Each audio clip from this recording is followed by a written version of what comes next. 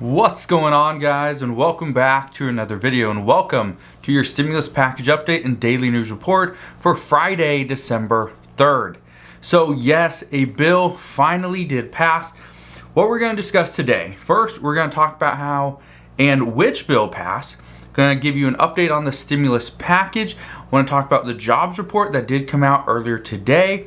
I'm going to give you a little bit of an update on the stimulus timeline, and we're going to talk about the new details that could be coming out on the Omicron variant, and they could be coming out over this weekend. So that's what we're going to discuss in today's video.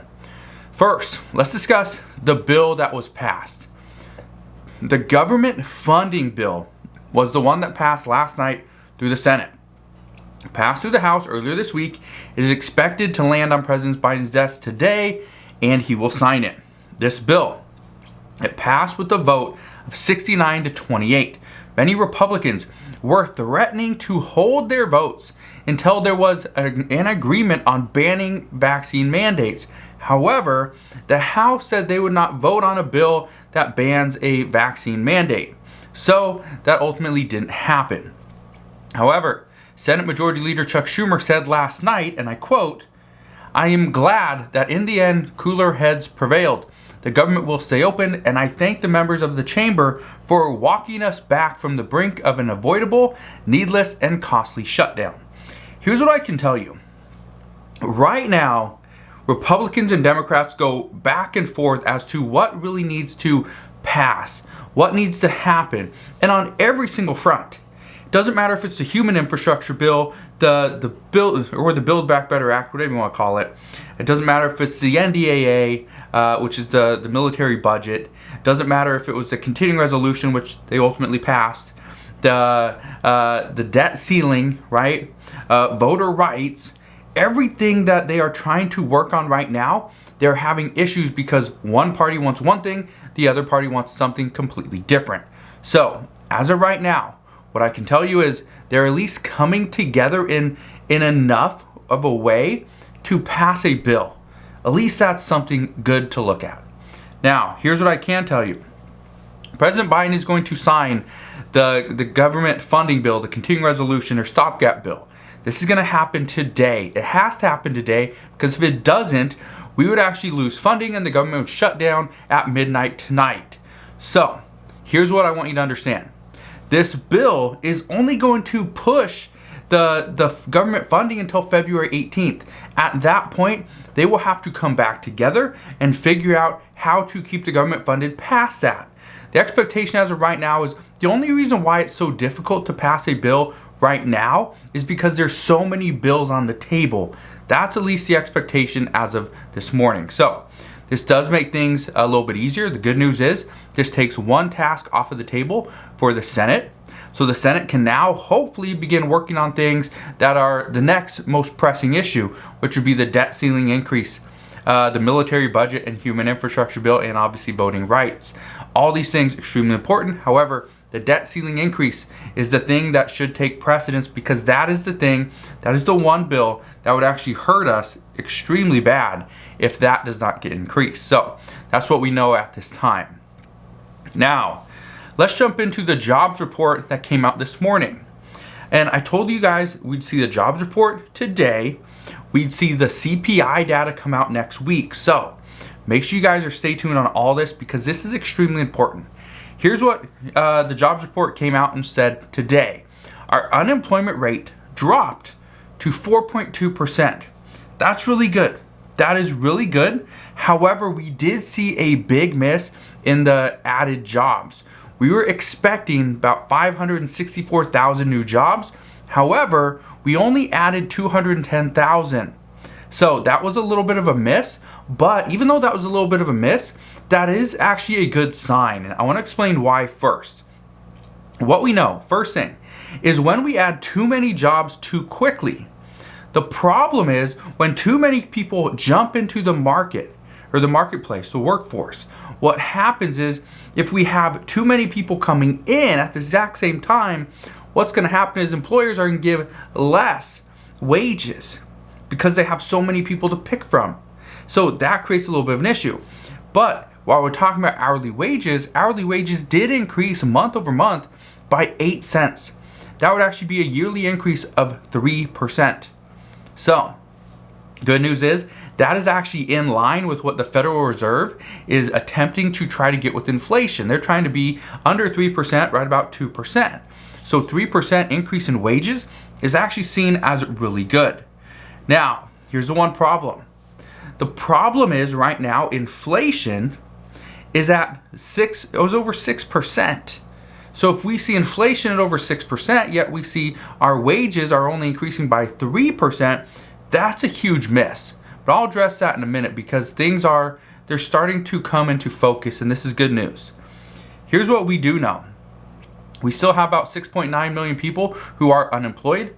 Business services did add 90,000 jobs in the last month.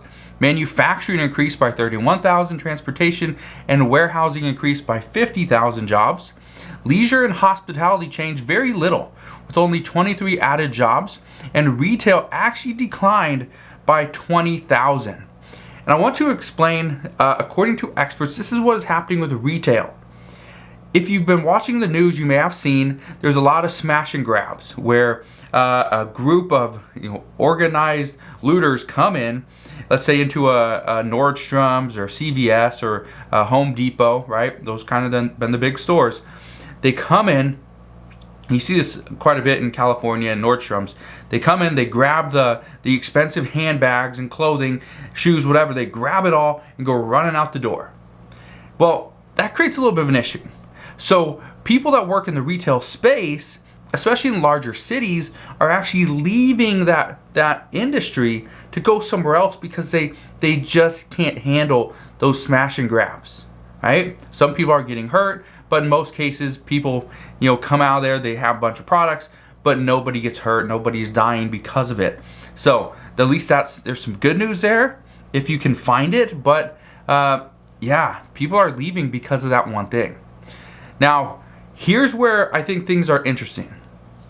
We did see for a little bit, we're seeing that the average worker is working more hours now, and it has increased by 0.1 hours over the past month.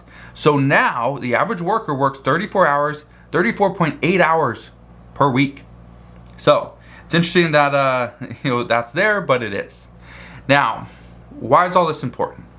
Why is this important for what we're doing here? Why is this important for Congress and what they're planning on doing? Why is this important for people that trade in the stock market? Here's the reason why this is so important. These jobs reports give us a great understanding of what is actually happening here in the U.S. We are seeing some jobs come back, but some are also seeing declines. Now, even though wages are up, wages are up 4.8% year over year. Earlier, just now I said wages are up 3%. That's 3% based off of the wage increase of 8 cents from last month. So moving forward, it would be 3% annualized. However, year over year, from last year to now, wages are up 4.8%. But we do have inflation over 6%. And this is where things hurt our wallets a little bit, is when we are seeing wages at, let's say, 3 to 4%, but inflation at 6%, we have to fill that void. We have to fill that gap. And this is why inflation has been a major concern for many lawmakers, especially Senator Joe Manchin. Now, here's something I can tell you. Senator Manchin told other senators last night that he is very skeptical about the Build Back Better Act. He doubts it can actually be done by Christmas. And when he asked how he would vote, he told reporters, he said he wouldn't know until he walked into the chamber. So that creates a lot of questions. Are we actually going to see this bill pass before Christmas? Well, I'm going to address that in just a minute, because I want to explain what is currently holding things up. Okay? Now, if you watch my channel, you have heard me talk about this multiple times, but I want to really address what's going on here. Right now, Senator Joe Manchin, he understands that the bill is set at $1.75 trillion. The problem is he doesn't want the long-term price to exceed 1.75, and at this time, the expectation is it would. He also wants paid leave to be removed entirely from this bill. He does not believe paid leave should be included into this bill. Now, he doesn't like that there's a methane fee on emissions from energy producers. He wants that removed. He believes that expanding Medicare should be done. It should be done. We should expand Medicare. However, he believes expanding Medicare should be done following provisions to shore up the program first. That's what he's saying. That no, he's not against expanding Medicare. He's against expanding Medicare prior to shoring up the program. And he wants to see a few changes within the tax title of the bill as well. So that's where Senator Joe Manchin's at. But keep in mind that Senator Joe Manchin is just one man. There are 48 other Democratic senators that must agree to this exact same bill. And that is why the Senate Democrats are having so many issues. Because some say, we have all this power, let's just get it done. We have all this power, right? We have the numbers, we have the House, we have the Senate, we have the presidency, we can get our priorities across. The problem is they have too much power, and because of that, they cannot agree as to where to stop. What should they pass? What should they wait on? What should take precedence over other priorities? They don't know. And that's a big issue. Now, I was asked yesterday, do you think this bill will pass sometime this year? Let me give you an honest answer. I don't think so. I think we got close. I think there's still a chance we could see this pass.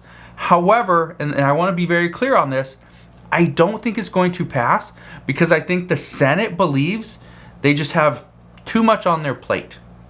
There's just too much to do between now and the end of the year. They want to spend their time, their Christmas recess, right? Their end of the year break. They want to spend that with their families. And I completely understand that. I would too.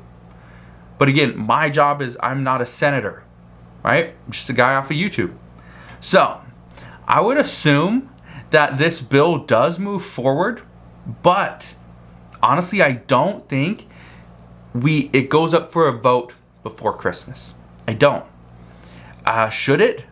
Probably. We've been discussing this bill for months, and yet we still can't get it to pass.